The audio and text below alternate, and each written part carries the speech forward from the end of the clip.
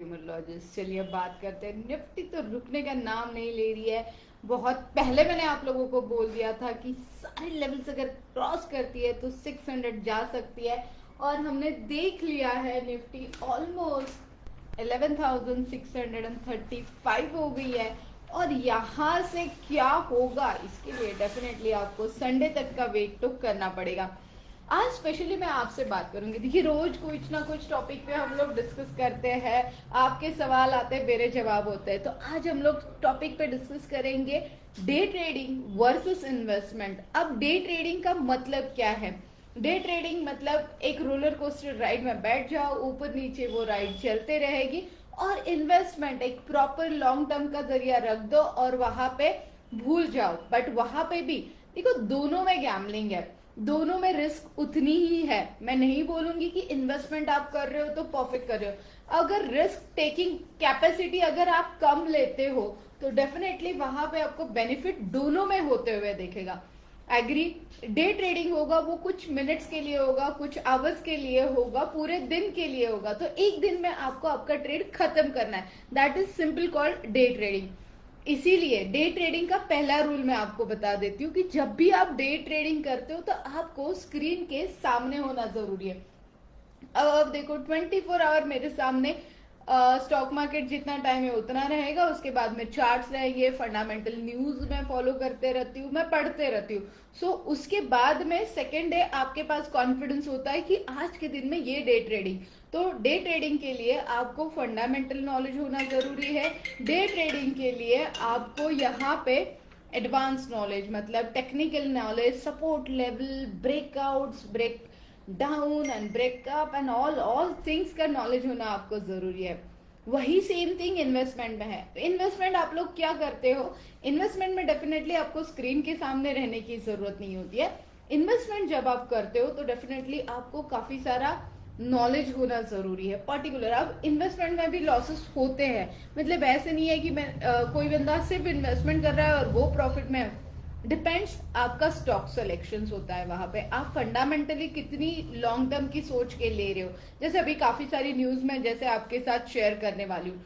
तो इन्वेस्टमेंट जब भी आप करते हो तब भी टेक्निकल भी आपको देखना चाहिए, और फंडामेंटली स्पेशली आपको बहुत जरूरी होता है कि फंडामेंटली न्यूज आपके पास होनी चाहिए।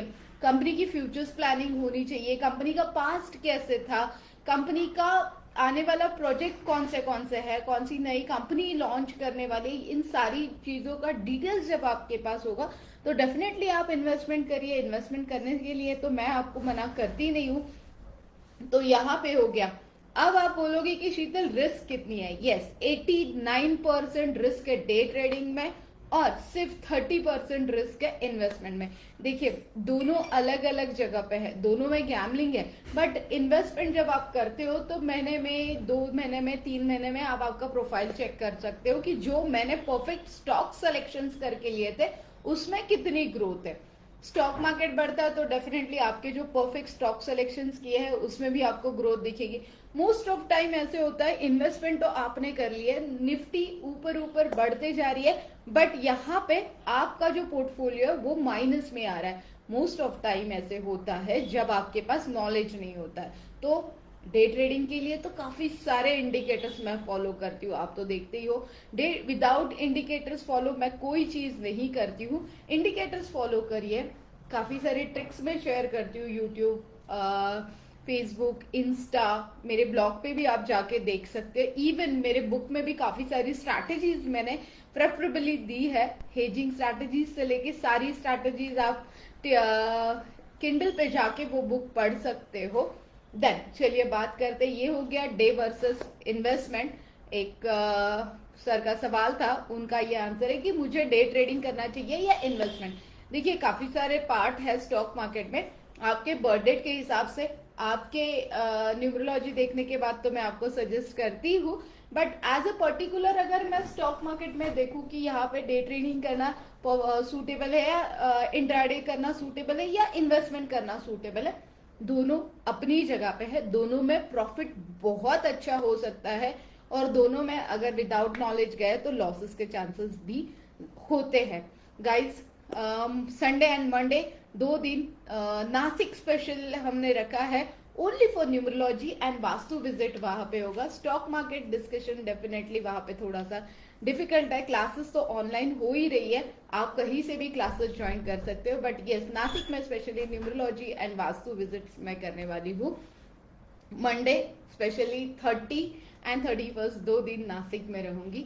सो गाइज फंडामेंटल आपके साथ जब मैं शेयर करती हूँ तो इतनी सारी नॉलेज मेरे पास है तभी जाके। अब चलिए फंडामेंटल न्यूज आप लोगों के साथ दे देती हूँ। रियलिटी सेक्टर्स में अगर आपको याद होगा पिछले 3-4 दिन पहले ही मैंने आप लोगों को बोला था कि महाराष्ट्र गवर्नमेंट हो सकती है 5 से 2% से स्टैम्प ड्यूटी जो है वो घटा सकती है, और उन्होंने 5 से 2% कर दिया है। बट इन्होंने ये कब तक की है, इन्होंने बोला है कि मार्च जनवरी 2021 टू मार्च 21 के बीच में 3% रहेगी। अभी फिलहाल के लिए 5 से इन्होंने 2% कर दिया दिसंबर तक। सो इसका बेनिफिट मैंने आपको बोला था रियलिटी सेक्टर्स, और वैसे ही होते हुए आपने देखा। चलिए और एक न्यूज आप लोगों के साथ शेयर कर देती हूँ, जो स्टॉक आप वहां पे फाइंड आउट करके उसमें वॉच एटलीस्ट कर लीजिए। राज्यसभा समिति ने बोल दिया है कि तंबाकू और तंबाकू से बनने वाले जो प्रोडक्ट्स है जिनका मतलब प्रोडक्शन होता है वो एफडीआई की सहमति मिल सकती है इंपोर्ट करने के लिए। अब इंपोर्ट करेंगे तो आप देख लीजिए कौन से स्टॉक्स को बेनिफिट होगा। 2 स्टॉक तो आपको पता ही है, आईटीसी है, विजिटा इंडस्ट्रीज है, ग्राफाइट फिनिक्स है। तो इन सारे स्टॉक्स के और बहुत सारे स्टॉक्स है जिन्हें बेनिफिट होते हुए आप देख सकते हो। ये आपको ढूंढना पड़ेगा।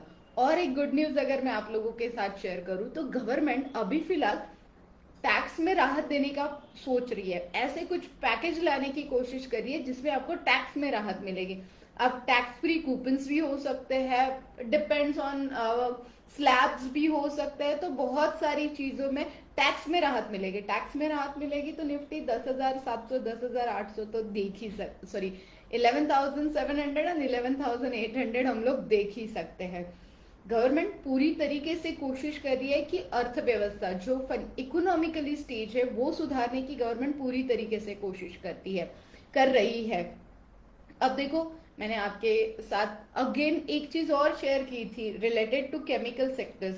अब गवर्नमेंट ने बता दिया कि कॉस्मेटिक सोडा और फॉस्फोरिक एसिड इसमें एंटी डंपिंग ड्यूटी बना दी है गवर्नमेंट ने। अब चीन से जो प्रोडक्शन आने वाला था वो कंप्लीटली बंद हो गया, तो इंडियन कंपनीज को इसका फायदा होगा। फिर आपको ढूंढ के निकालनी है गाइस, कितना आपको मैं प्रोवाइड करूं, तो ढूंढ के निकालिए थोड़ी सी केमिकल्स कंपनी।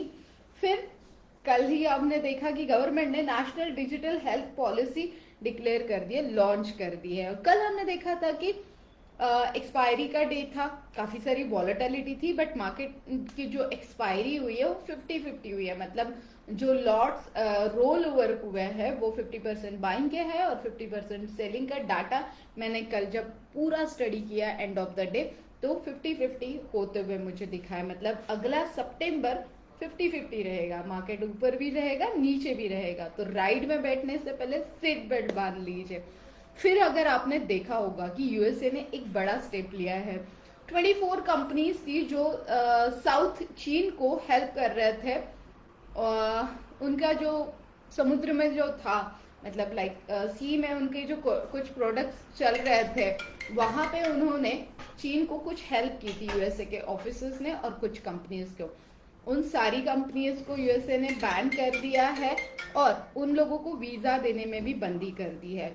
और उसके बाद में अगर कल एफआईएस की अगर मैं बात करूं, पॉवेल कोविड इस पैकेज पे कल डिस्कस होगा और उससे कुछ सहमति बनी तो डेफिनेटली एक अच्छा पैकेज यूएसए में भी डिक्लेयर होते हुए हम लोग देख सकते हैं। इतनी सारी फंडामेंटल न्यूज अगर आपके पास है, डे ट्रेडिंग होने दीजिए, इक्विटी ट्रेडिंग होने दीजिए, फ्यूचर्स ऑप्शंस ट्रेडिंग होने दीजिए, कहाँ आपको प्रॉफिट नहीं होगा ऐसे लग रहा है। एनी टाइम जब भी आपको लगे कि शीतल मुझे यहाँ पे प्रॉफिट करना है तो ऐसे टाइम पे आप ये सारी न्यूज इकट्ठा कर लीजिए। यस फ्राइडे सैटरडे संडे 3 दिन की बैच तो ऑनलाइन में आप लोग के साथ ले ही रही हूँ, और मंडे एंड संडे 2 दिन, संडे हो या मंडे, न्यूमरोलॉजी ऑलवेज वर्क, इसकी फंडे के साथ मैं आपसे नासिक मिल रही हूँ। Till then guys, all the best.